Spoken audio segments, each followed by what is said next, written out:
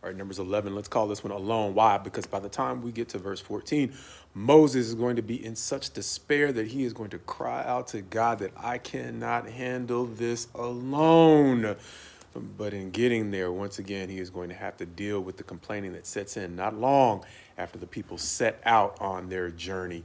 And what's going to happen is they're going to start complaining about their situation again. And God's going to get upset. He's going to send fire to parts of the camp. But that is not going to deter them, because soon after the punishment of fire, they're going to start complaining again about the food, sick of the manna. They're going to want meat. And ultimately, that is going to lead to the point where Moses is emotionally going to seem to almost just throw his hands up and ask God for a way out. But God's going to intervene and get him some help. One, in the form of elders in the congregation or brothers who are going to help carry the load of all of the complaining, trying to provide him with people with a portion of the Spirit that he's been given to help troubleshoot the problems as they arise. Second, this is going to seem to mark a transition in the way that God relates to Moses. He's already been talking to him face to face. That's helped encourage him to a certain degree, but now he's going to seem to fight Moses' battles for him so that he does not have to be the one who is the buffer between the point of the real conflict, which is the people and God.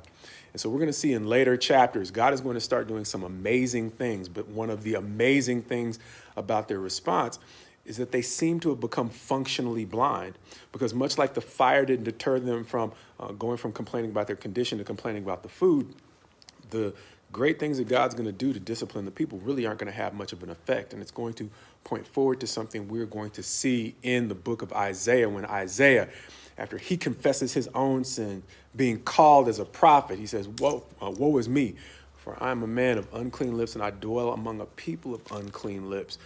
God, after helping to make an atonement for his sins, gives him a commission, tells him to say, speak to a people who seeing, they don't see, and hearing, they don't hear. And in a lot of ways, that is a metaphorical description of functional blindness. See, that's what they're doing here. No matter what God provides for them, they're always fixating on what's missing. And so that is one of the things that's feeding this resilience that prevents even miraculous discipline from really causing them to turn. And in many ways, it's reminiscent out of what we saw out of Pharaoh in the very beginning, which is why we said God didn't call them because they were great people. As a matter of fact, he's going to say that in Deuteronomy as Moses is giving them their last commission as they're heading into the promised land. They're being called out just because they're getting their opportunity to step up and be free and lead in places where other people have failed. And early on, we're starting to see how, just in terms of human nature, we all share some characteristics. And much like Egypt was not easily persuaded, we're seeing that the people of Israel likewise are showing signs of not being easily persuaded because of functional blindness that can be attributed to tunnel vision. Once again, being perfectly capable of seeing, fixating on what they lack, they're not able to see all that's possible.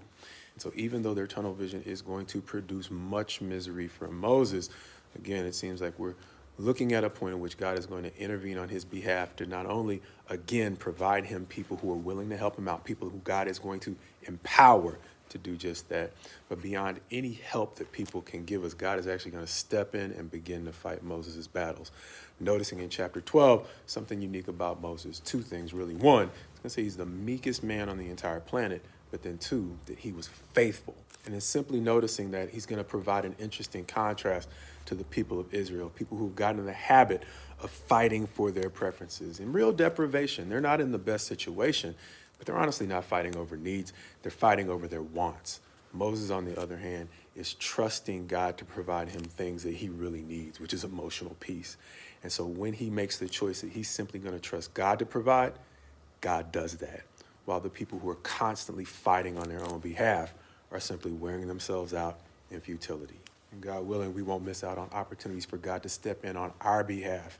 It's one of the reasons why Hebrews 11 will say, without faith, it is impossible to please God.